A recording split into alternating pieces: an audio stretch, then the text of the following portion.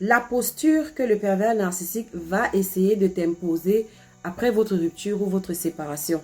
Si tu as été en relation avec un pervers narcissique ou si tu l'es encore, cette vidéo te concerne. Et je pense que tu as goûté à cette posture-là quand tu étais encore en relation avec ce personnage. Et cette posture-là, c'est quoi? C'est être prosterné. Prosterné à ses pieds. Oui, tu as bien entendu. C'est-à-dire qu'il s'agira d'un culte. Le culte que tu vouais à ce pervers narcissique quand vous étiez encore en relation, une fois séparés, le pervers narcissique va essayer de maintenir ce même culte. Sauf que c'est lui, c'est un culte spécial dans lequel lui, il est le Dieu et toi, tu es l'adorateur, prosterné devant son trône. C'est véritablement ça. Et donc, je vous donnerai l'image d'une scène mythique dans un film que vous connaissez certainement, Les 300. Et dans ce film, Les 300, il y a une scène où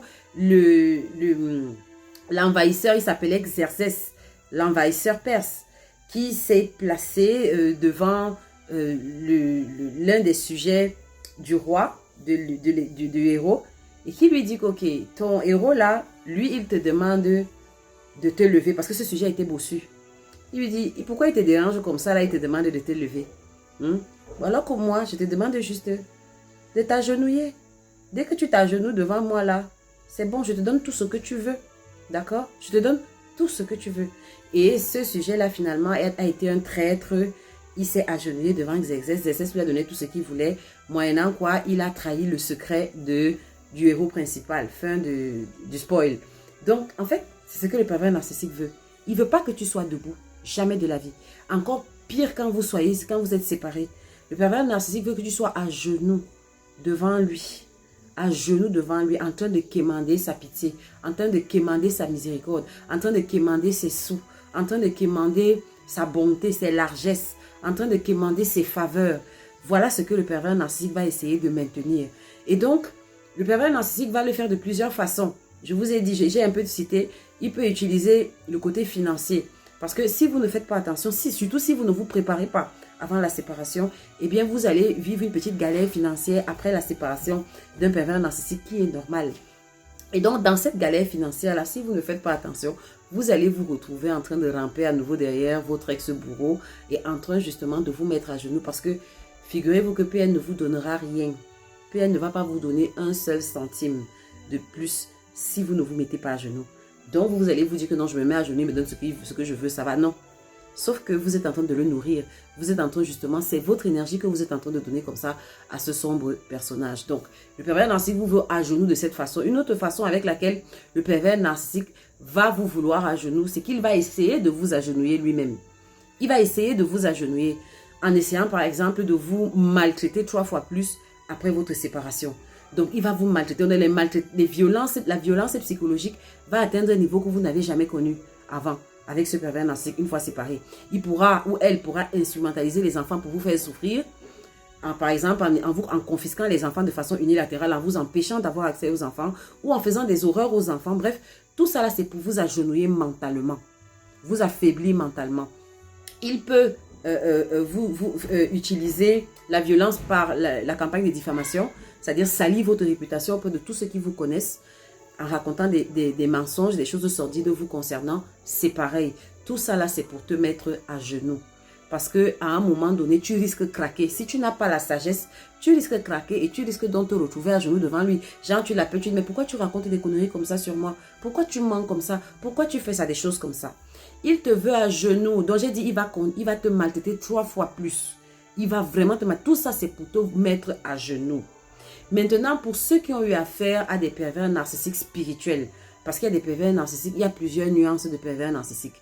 Donc, ceux qui sont très évolués au top de la chaîne, qui ont la composante spirituelle et qui l'assument, et donc qui font des activités occultes de façon consciente, des activités ésotériques, eh bien, il va utiliser les sciences occultes pour te mettre à genoux. C'est-à-dire qu'il va, oui, tu as bien entendu, il va t'envoyer des sorts. Il va t'envoyer des sorts soit pour te paralyser, pour t'atteindre directement, pour essayer de t'attaquer directement. Donc, soit t'attaquer dans ta santé mentale, soit t'attaquer dans ta santé physique. S'il n'arrive pas à t'attaquer dans ta santé mentale, la santé mentale, ça veut dire que tu vas avoir des attaques.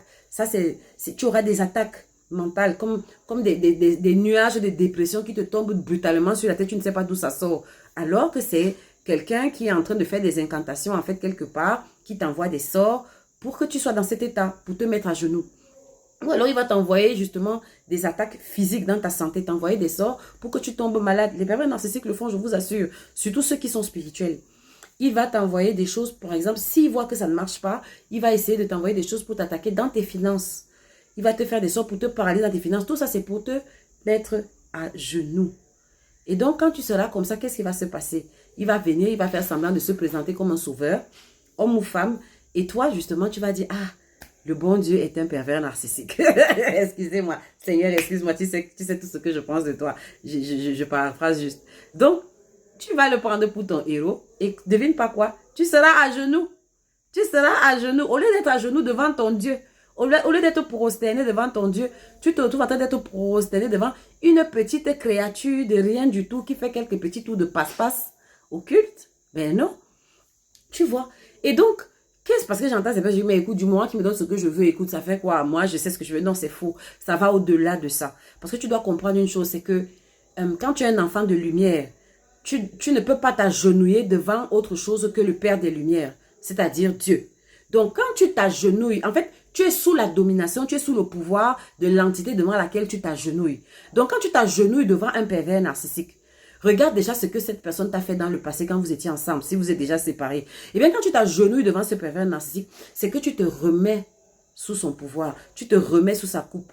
Et donc, toi-même, tu donnes les clés pour que lui et toutes ces entités diaboliques et tous les démons qui l'habitent recommencent à te torturer. Et cette fois-ci, ce sera pour t'anéantir et te détruire totalement si tu n'as pas une grâce spéciale.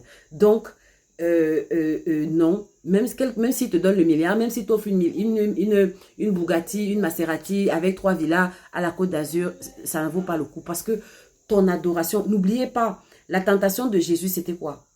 Quand il était dans le désert, c'était quoi? Pour ceux qui lisent la Bible, pour nous les chrétiens, c'est qu'à un moment donné, le diable lui a dit, si tu te prosternes devant moi et tu m'adores, je te donne tout.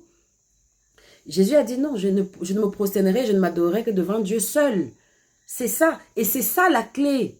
C'est ça la clé. La réponse, c'est qu'après ta séparation, tu ne dois avoir qu'un seul Dieu. Après ta rupture, tu ne dois te prosterner que devant un seul. Même si, comme on dit ici au Cameroun, même si ça cuit sur toi, c'est-à-dire en l'occurrence, même si ça chauffe, même si c'est dur, quelle que soit la dureté, quelle que soit la chaleur, quelle que soit la difficulté, quelle que soit l'intensité de ce que tu souffres, depuis que vous êtes séparés, il est hors de question que tu te retrouves à nouveau à genoux devant ce sombre air. Tu ne te prosterneras que devant l'Éternel seul. Tu n'adoreras que l'Éternel, ton Dieu seul. Et ce n'est que ça. Réserve ton adoration. Réserve les positions prosternées. Réserve tes genoux pour celui qui t'a créé, pour celui qui t'a donné ta lumière, pour celui qui t'a amené jusqu'à l'étape à laquelle tu es aujourd'hui. D'accord? Donc, on récapitule tout ce que je viens de dire. Le pervers narcissique va te vouloir à genoux.